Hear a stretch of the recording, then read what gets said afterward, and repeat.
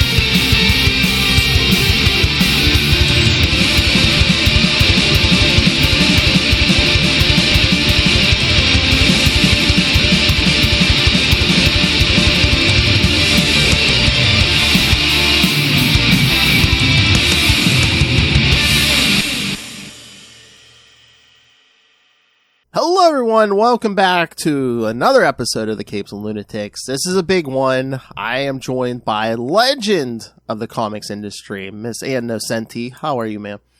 Hi, happy to be here. Hello out there. Hello, and yes, I reached out because Storm #1 is out. Another one, I'm loving these miniseries from Marvel, like the flashback series.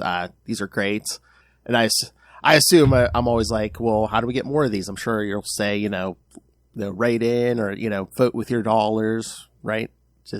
Well, I think that people have this feeling that a story in the past doesn't count because it's the past. But it's sort of, I want to say it's almost like getting to go backstage or see something behind the scenes, because for Storm, Mark Basso and Drew, my editors, who were just fabulous to work with. We had done X-Men Legends, and I got to, it's sort of for me as, somebody who hadn't played with those characters in 30 years, I was able to say, you know what? I reread the miniseries after not having read it forever. And then I thought, you know what? This is like, I really want to do more with the triangle of Mojo, Majordomo, and Spiral. Like, I realized that, wow, I had fun, and there are a few scenes. Now I want more. So it's kind of like with Storm, Mark and Drew just said, well, let's do this again. And how about Punk Storm? And Punk Storm happened when I was in the X-Men office, but I was Louise Simons' assistant. So I was just sort of learning. I was only a kid really right out of college. And I was learning I was kind of just like watching Wheezy and absorbing and, the fountain of creativity that is Chris Claremont, because he really is quite spectacular. He just has a zillion ideas. So I hadn't read those stories since I was an assistant editor on them, or whatever was going on at the time. And when I reread them, I just read them as a fan and thought, wow, the moment when Storm shows up with her mohawk and Kitty blows up, I'm like, I want more of that. And then something about bringing Rogue into the mix, bringing an enemy into your ranks, probably I thought about it 30 years ago when Chris came up with the idea, but it was really struck me as that there's more to mine here, especially because of, the Mystique Storm dynamic and how now Storm has Mystique's daughter, and the triangulation there with the triangulation of Storm and Logan kind of being Kitty's surrogate parents, and then suddenly their kid is rebelling. And Storm is kind of like, I got to step up as leader here. I don't have time for your teenage pouts. So between her having to change, all her relationships change when you become the leader. I mean, if anybody can just imagine you're hanging out with all your friends and then something happens and suddenly you're the boss of your friends, everything would change subtly. So I was able to sort of look like, well, who are her confidants? Does she create a certain remove as you have to do as a boss? So it really, the whole thing came out of just reading Chris's stories and going, between these two panels and between this issue and this issue, there's all this rich stuff. And that you have to give to Chris Claremont, because a lot of his stories had weird Easter eggs that he never picked up on again, or so much richness in the fabric of the interpersonal relationships that you can just sort of go, wow, there's a place here. And then on top of that, of course, because you don't want it to be just the past, I said, you know what, she should have a romance. So I gave her a new romance, right at exactly, metaphorically, not like literally, right at the point when her powers are starting to mutate and out of her control, which is almost like the whole mutant thing of you get your powers when you hit adolescence. Maybe you mutate later on too, when your hormones rush because you fall in love. So it's like all this like fun stuff to play with. Oh yeah, like I said, I love this era, and I'm sure this has been cooking in the back of your mind for years and years. But yeah, like you said, especially the Claremont stuff. I mean, he was there for so long, and so much was going on, and there was so much change, especially in this era. I mean, this era is so ripe for these miniseries because there, like you said, there is so much like that's been hasn't been touched, or just because.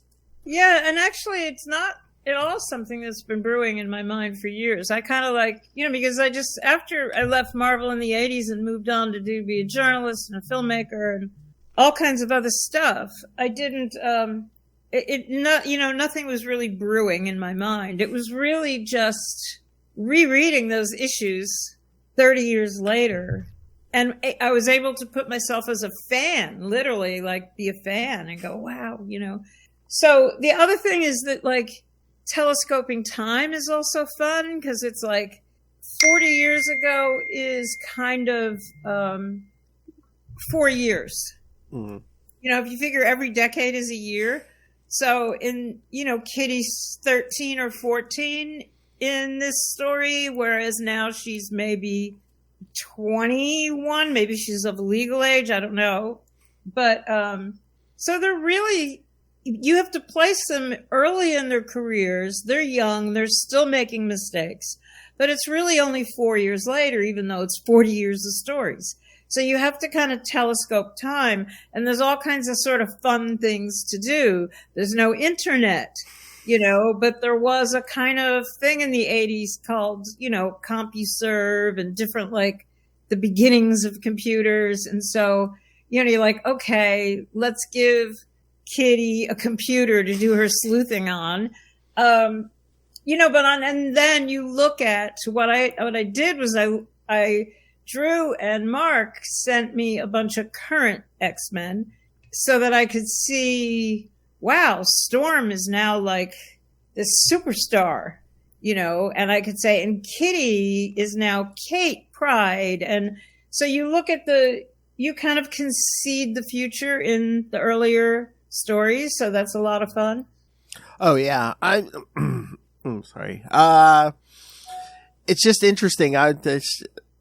As a writer, are you tempted to use like hindsight because where these characters are going to be, years from now, or you just feel like I don't want to do that? Or I mean, the thing is because I'm always working as a writer. The only way we stay afloat is to keep writing, and so I didn't read 30 years of X-Men. Yeah. I didn't know what was going on, and then Mark and Drew sent me some issues, so I was able to kind of see the end point. But no, I really just wanted to play in Chris's playground, like play with the toys just as they were in Chris's sandbox, with just an eye to the future. Yeah. So this thing is so pure. It's like you could basically file this, around that era, and it seemed to me it read like you could have published this in the 80s and not missed a beat. Yeah.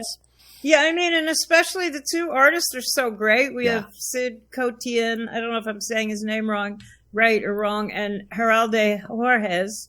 So we have Sid doing the first two and Geraldo stepping in for the second half. And they're both kind of channeling their late 80s, early 90s thing. I mean, they're both sort of, I think Mark and Drew are very smart when they pick the artists.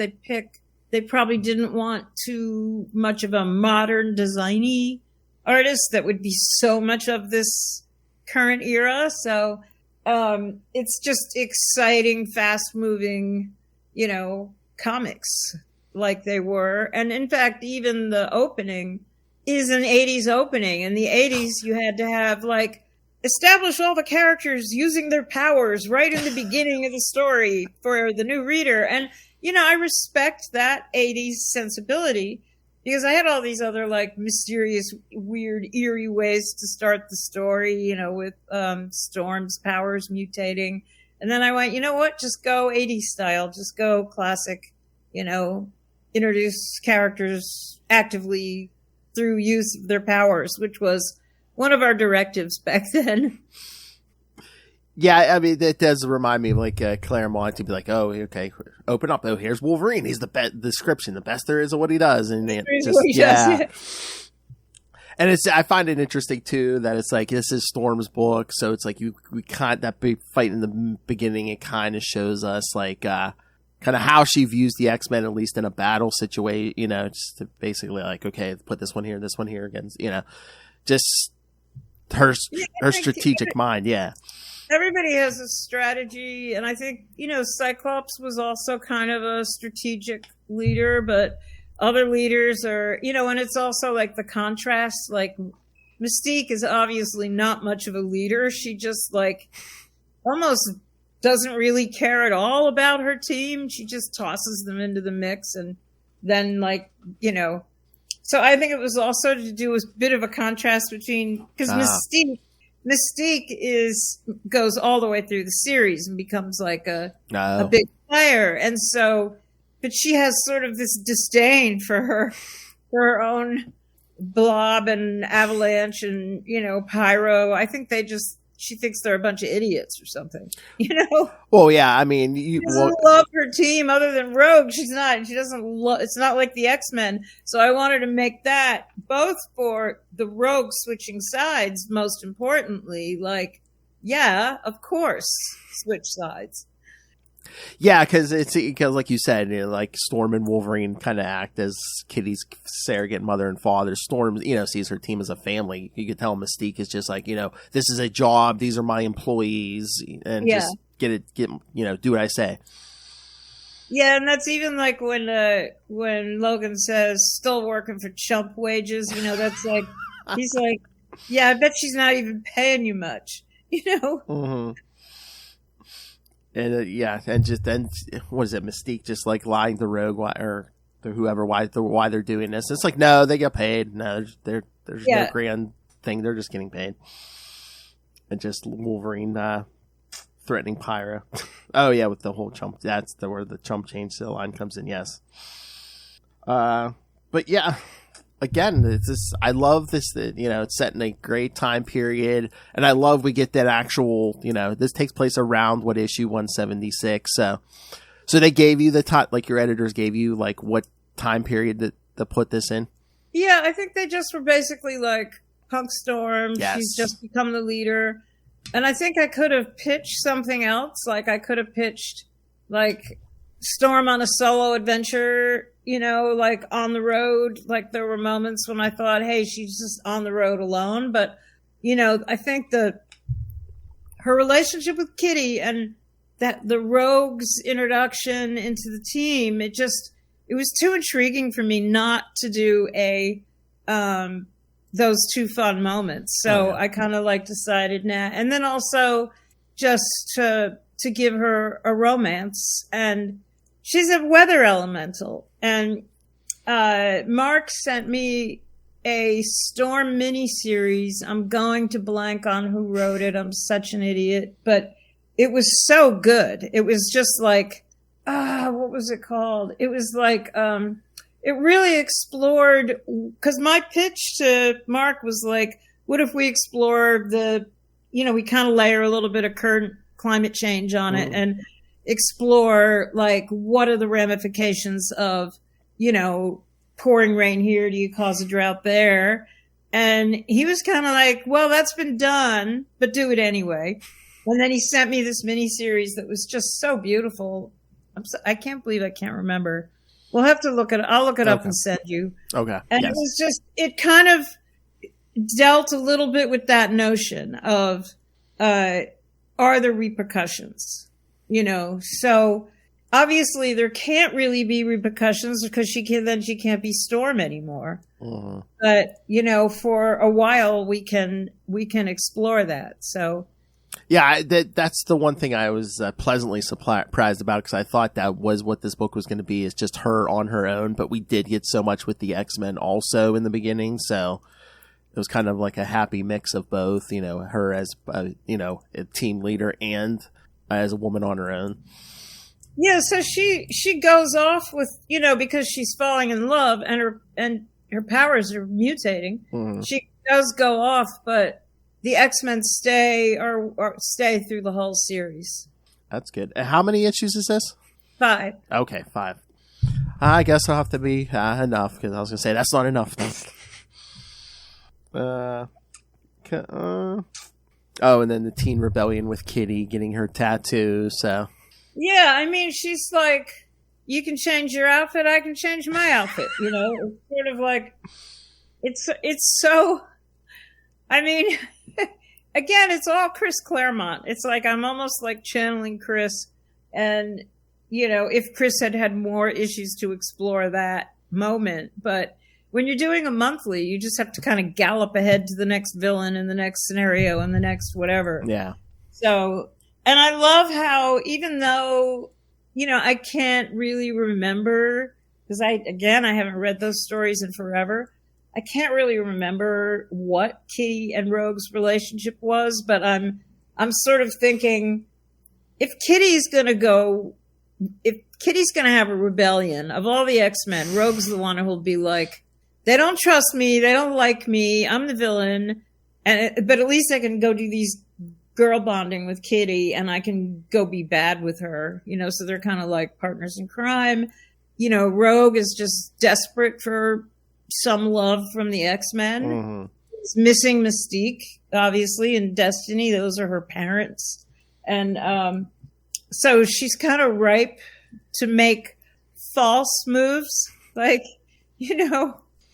I mean, I can't remember like a lot with them, but it does make sense to me because with Kitty's Teen Rebellion, and these two are like the 2 newest members. So it's like, the rest of them have been working together for a while and have this bigger bond. And so, yeah, I could see Kitty and Rogue bonding over just the, hey, we're the newer ones around here. And yeah, it's like when you move towns, your parents drag you from one high school to the next, and then there you are, and everybody's already got their cliques and their gangs, and there's one person in the group, Kitty, who is like feeling lost, feeling like Storm's abandoned her, and she's ripe for a new female friendship. So, and it just dovetails that they're both just as ornery, that Rogue is the orneriest.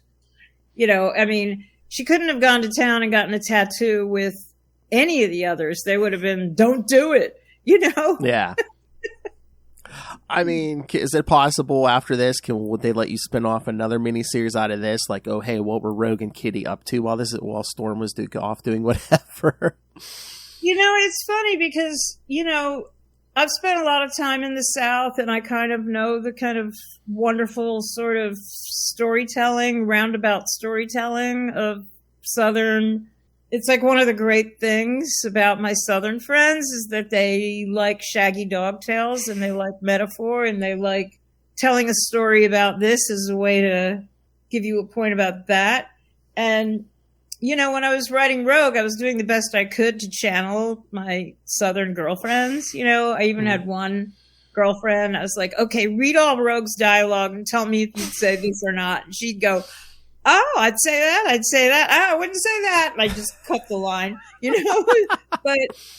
but I remember thinking, you know, like the great Southern writers, you know, like Tennessee Williams or who was the Carson McCullers or any. And I kept thinking it would be so awesome to have a young female Southern writer write Rogue. So when you ask, like, would I do it again? I would be like, I don't know. I think a Southern girl should write Rogue.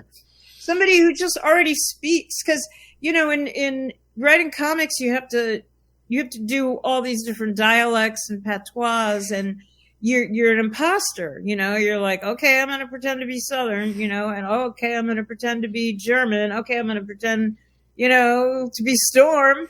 And, you know, so there is something to, because I'm also doing writing Captain Marvel, and Captain Marvel lives in Harpswell, Maine, and I've spent a lot of time in Maine, and so I'm like, I know how Mainers talk, you know, so I can, but you can only keep it up for so long because it's not your authentic voice, it's your channeling. So it's so yeah, that would be my answer to that. Let's find somebody from the South to write to write Rogue.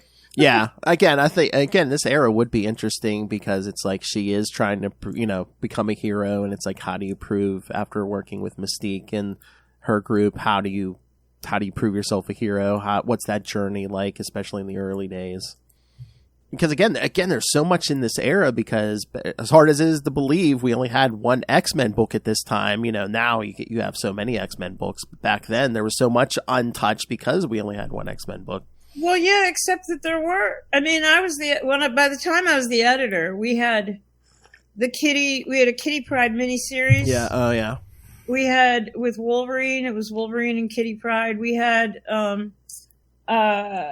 we had this. We had just started doing the minis where we would solo Wolverine, Kitty and Wolverine, and then the New Mutants, especially once Bill Sienkiewicz got on the book, became like the adjunct, you know, they were like the up-and-coming Xavier's gifted youngster kids.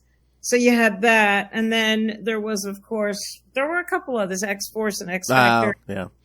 You know, but I'm pretty sure there were other miniseries that we did that I'm blanking on. I mean, I did a Beast and Dazzler, you know, so...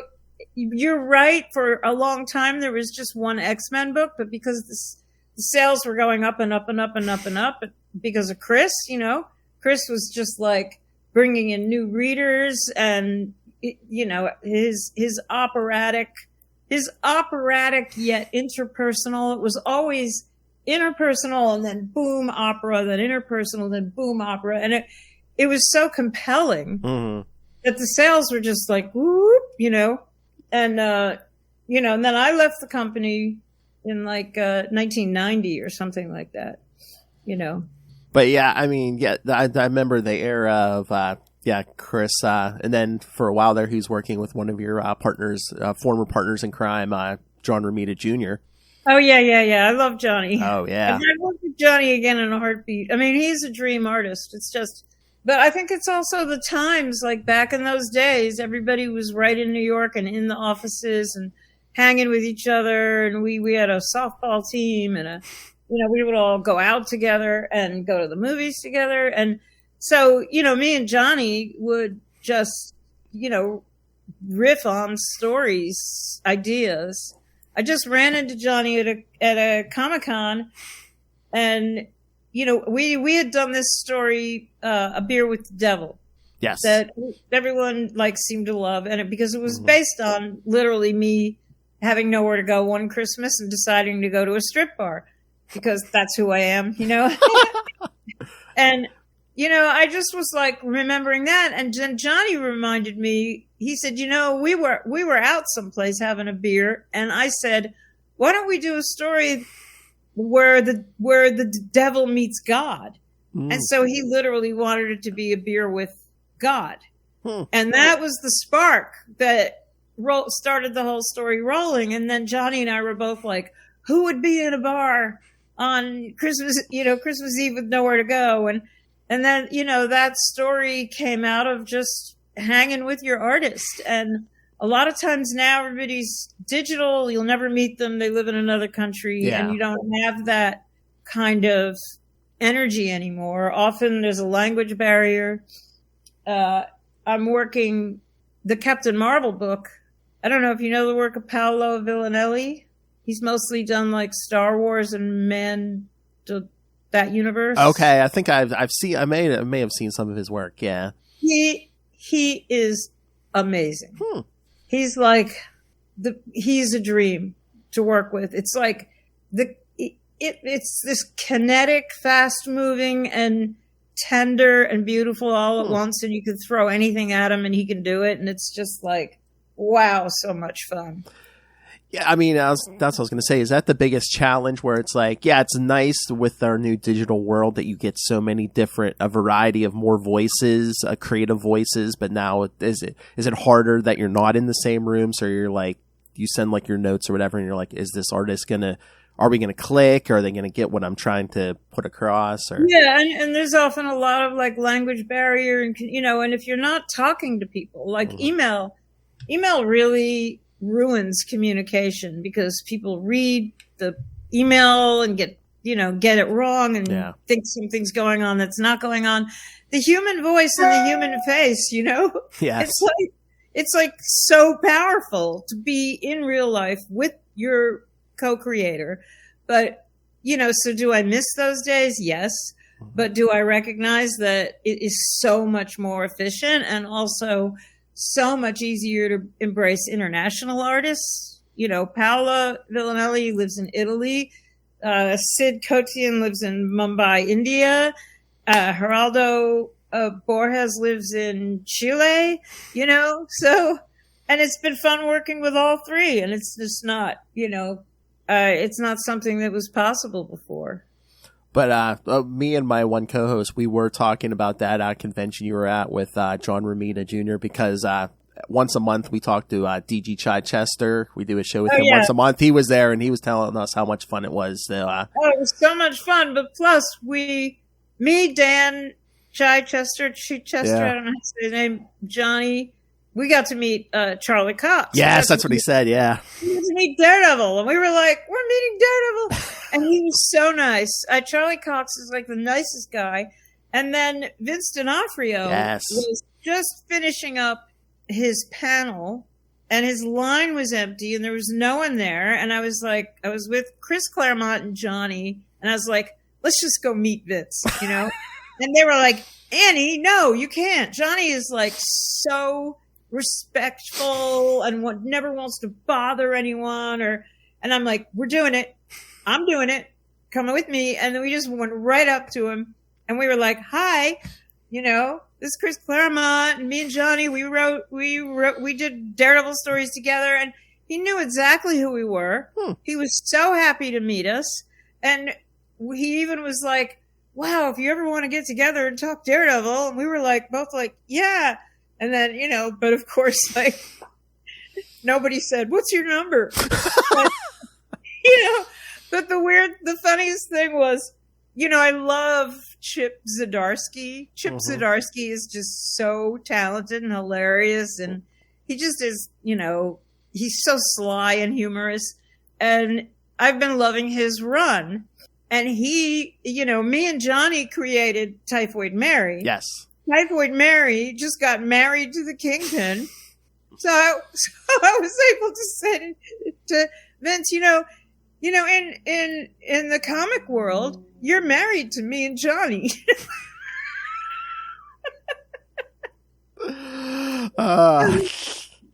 And he just cracked up, I mean, they're really nice people. Now, of course, it's sad that the writers' strike is with the writer's strike, I was WGA for 10 years when I was writing films and living, doing the whole LA Hollywood thing. And so I know the problems with, everybody thinks, oh, the Writers Guild, they're big Hollywood writers. But no, it includes like every indie, I never got paid a lot for a script. I had what the WGA called an indie contract, but they still go to bat for you and you need them. And, the Writers Guild is saying something's happening here with the general intelligence or whatever AI chat GPT-4 and the diffusion. Like they're starting to just rip us all off. And so I'm really glad they're leading the charge, but at the same time, they had to stop production of the Daredevil. Oh, I know. I can't wait for that. Yeah. I know. I'm so excited about it. And I'm like, I hope the WGA, I hope they get everything they want so Daredevil can go back in production. Because I think they said that's a big one. That's not in like your usual 8 or 10 episode thing. I think they said it's like 18 episodes or something that Daredevil. That's also because like when the Netflix deal fell apart and, Jeff Loeb, who was the showrunner, had all these plans for, the interweaving of all of the Luke Cage and Jessica, whatever her name, Jones and Daredevil and Iron Fist, and he had all this like multi-weaving narratives, and then, it all had to be shut down. So people have been waiting way too long already for Daredevil to come back. And now it finally is. And the thing with actors, they're like, hey, I'm a year older. Oh, wait, now I'm 2 years older, But the other thing about Daredevil coming out next year, do you think, will they ask you and will you accept, would you do it like another flashback series like the Storm one if they asked you to do something Daredevil? Well, it's funny. Me and Johnny were talking about how it would be fun to do something together again. Mm-hmm. And of course, we both would love to do a Daredevil story. But I think he's super busy on Spider-Man, and I'm super busy on Storm and Captain Marvel. So we were both kind of like, if we ever have a window, we'll come up with something and pitch it. Cause we're in the business, but we still have to pitch and get rejected. So we have pitched something and hopefully it won't get rejected. And then the idea would be to bring Klaus Janson in for the inks, which would be great, because sadly Al Williamson is not with us, who was in my mind, like, mm-hmm. the Daredevil ink by Al Williamson was, amazing. Mm-hmm. So, so if it happens, it happens. Yeah. But we have to come up with the story, pitch it, and both have enough time. Yeah. Because, you've done so much in the industry, but like the first time I read Daredevil, it was your run. So that's like, I hear your name. That's the first thing that pops in my mind is Daredevil. Oh yeah, no. And it's funny. I go to conventions, and I always want to promote my new work. Mm-hmm. But the poster they do is always Daredevil. And I'm like, what about Storm and Captain Marvel? And what about my indie work, like The Seeds? And they're like, nah, let's just keep Daredevil up there. I guess that's the curse. You put out something, all your work is good, but I guess that Daredevil just speaks to so many people and just everyone's like, oh yeah. It's fine by me because the conventions have their whole numerics. They have like, they got to make money. They got to, they fly you in, but you got to return, their investment in you. And so it's the Daredevil stuff that people are bringing up to me to sign. And, when I see somebody bring The Seeds or Ruby Falls up, I want to get up and hug them, because, oh, wow, you read my indie work, my recent indie work, Yeah. Oh, if you're free, I would love to talk to you about that Captain Marvel when that comes out. Yeah, sure. Yeah. I think it's another 2 months or, I don't know, a month. I don't know. Oh, okay. Okay. Yeah. Cause the current series I think is wrapping up in there's like one more issue. Again, just like this Storm series is definitely like an homage to a Chris Claremont story. Mm-hmm. The Captain Marvel series I'm writing is definitely a homage to Kelly Sue DeConnick and Kelly Johnson, because like both of their runs, I mean, oh yeah, great, and they are Carol Danvers. So it's again me channeling, like, because when you come in and do a book, you can say, oh, I'm going to throw everything out that came before me and rewrite the, universe. Or you can say, wow, look what came before. And let me just like weave right into it and build on it. And that's more what I like to do, and then, the regular Captain Marvel person is coming in after my 5 issues. Oh, okay. So at the very end of the 5 issues, we'll get on the phone and I'll say, okay, do you want me to leave her core dead, at the top of the world, at the bottom of the world, I remember when I left some book, maybe it was Green Arrow, and who came? Oh, Jeff Lemire. I was like, you want me to leave him broke? You want me to leave what's Oliver Queen, right? Do you want me to leave him like rich or broke or whatever? And he's like, leave him broke, You're another one of these writers where it's like, yeah, I don't even remember half the time till you mentioned something. I'm like, oh yeah, she did Green Arrow too. I did read that. Yes. Yeah, I mean, you have your career and the stuff that, I don't particularly love my Green Arrow run because I think it was like the New 52. Oh, I didn't really know what was going on.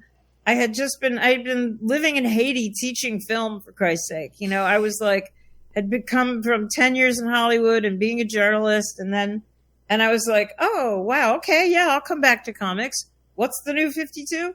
And I think it was a great idea because, like we were talking about before, characters age. Yes. How do you keep them young? And the idea was, let's bring them back to their youth. So it was like, Ollie North, I think my directive was he's kind of like 007 and Elon Musk or Gates or something. And he has a lot of money. He doesn't know what to do with it. And he doesn't have his skills yet or something. Mm. And so you get, okay. Yeah, I mean, no, the run was good, but everyone I've talked to and the stuff I've heard, I just don't know if it wasn't the communication was there or they didn't have like the idea fully fleshed out. There was basically like, okay, it's rebooted, go do whatever, but they didn't make sure that, your book lined up with someone else's book, they lined up with it. But yeah, but I had a lot of fun anyway. I mean, the ideas were great. They're great. I mean, the execution was great. Yeah. What was the guy's name? I think it was Freddie Williams, maybe. And we did this Harrow trilogy that was like dog fights and stuff. That was a lot of fun. I mean, you have fun, but you put the same energy into each project and you have fun.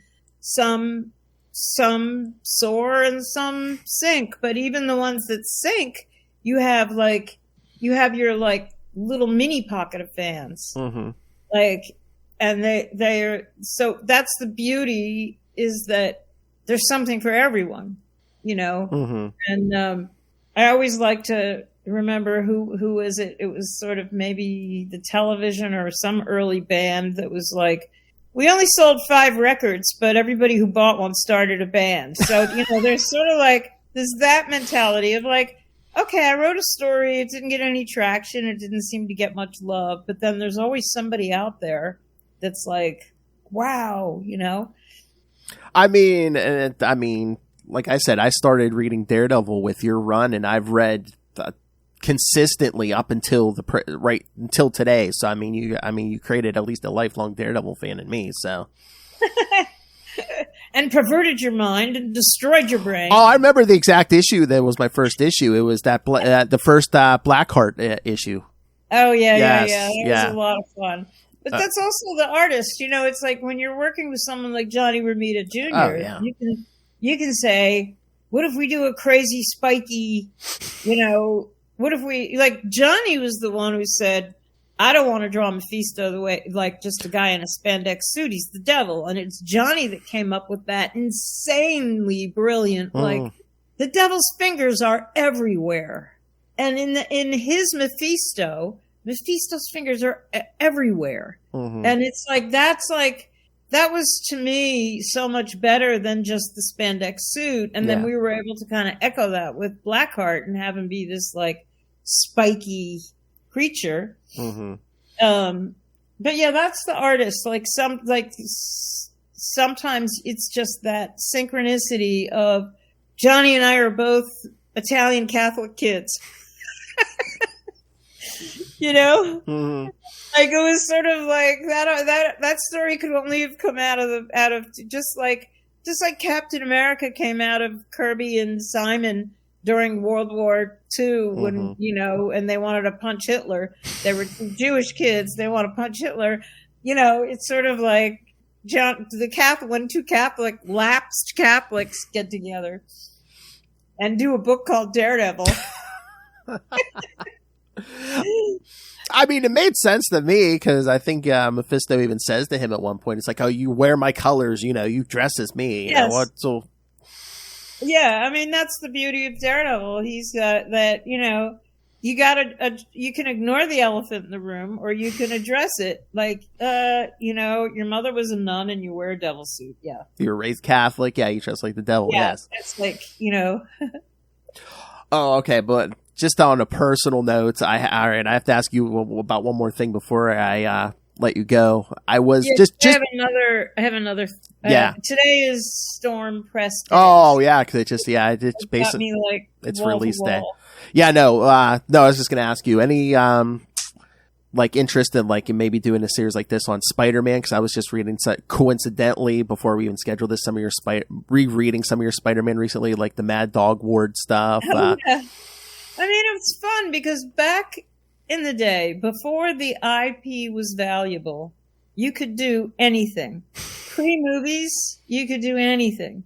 And so, Mike Mignola and I did a short story together that was, I don't remember what it was in, but it was basically, we said, you know what? Spider-Man's always lying. He lies to Aunt May, he lies to Mary Jane, he lies to his boss, he lies to everybody. And so I think it was called like, You're a Liar, Spider-Man. But it was a story about how he never stops lying. He has to lie to everybody. I mean, picture your own life. Imagine you're lying to your girlfriend, your mother, your boss. You know, people who lie all the time, they're kind of sociopaths. And so Mike Mignola and I did a story. And then when I got together with Cynthia Martin, who was doing the wonderful Star Wars series with Joe Duffy that I was the editor of, and I got to know Cynthia. And Cynthia, you know, was just like so fascinated by mental illness, and and we were just like, let's do a Spider-Man series where we just like have him end up in an insane asylum and no one will believe he's Spider-Man. And it was like, I've done a lot of work, a lot of volunteer work in various state institutions, and back in the, when I was a kid, and they were really not run well back then. There was a lot of scandals, and there's this joke that there are a lot of people that claim they're God or Jesus or someone. Mm-hmm. So the shrinks in the asylum were just like, yeah, we got 5 Spider-Mans here. We got 5 guys claiming to be Spider-Man. Because, I mean, it was something different because it was like a 3-part story. You don't see him in costume after the first issue. No, I know. Yeah. And, and it was just like a group thing, a group effort. And then, Cynthia and I were like talking every day. And then Bill Sienkiewicz wanted to do the covers. And, so it was just one of those fun kismet things that I don't know because the IP is so valuable, and I love what they're doing with Spider-Man. I can't wait for the new animated one. Looks fabulous. Yes. The multiple Spider-Mans is so great. But, would you be able to do a story today where he's locked up in an asylum, or a story where he's being called a liar all the time? I don't know. Maybe. Yeah, again, it was just the free range back then. You could do pretty much whatever you wanted, as long as you didn't kill him or something, or have him kill someone. Yeah, so. Yeah, we were free range animals as opposed to factory farms today. Exactly. All right. Thank you. Thank you so much. For joining us. Everyone go buy Storm #1. It's press Storm day. #1 and next month Captain Marvel #1. Yes. And like I said, I will bother you again when that's coming out. So yes. Thank you, everybody. Thank you so much, Ann. Bye. Bye. All right. The great Ann Nocenti, everyone. Again, I love when I get to talk to my heroes. Like I said, I've been reading her work since like the late 80s, and I was looking for something big for, yes, kids, this is the 300th episode of Capes and Lunatics.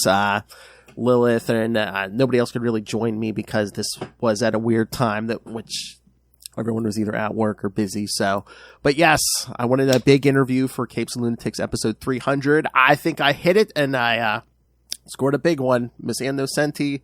Like I said, I will bother her again when her Captain Marvel comes out.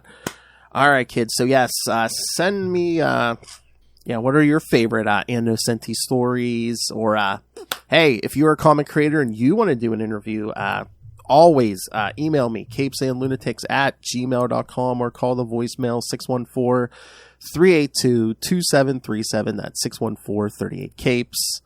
And remember, now, once again, you can find everything Capes and Lunatics, episodes, social media, merchandise, our Patreon. Please subscribe to our Patreon. Nobody on the team gets paid for this. At least help us support this, all the quality programming we bring you in the non-quality programming. Find us at tubespace.io/Capes and Lunatics Podcast Network. That's tubespace.io/Capes and Lunatics Podcast Network. All right, everyone. Thank you. And once again, thank you to the great Ann Nocenti. All right. And, well, for the 300th time by myself, for the 300th time, this time by myself, I have been your Capes, ampersand, and Lunatics. All right. So, yes, big things coming up here. We'll have, I know, The Flash. I don't know if we'll have an episode after anything between now and then, but I know The Flash movie review will be coming up here on Capes and Lunatics. We'll have the Across the Spider-Verse review on Ultimate Spider-Cast. Salty and Petty will have probably a couple movie reviews this summer. And, of course, comics, kids. All right. So, yes, go pick up Storm #1, kids. Do it now. All right. Good night.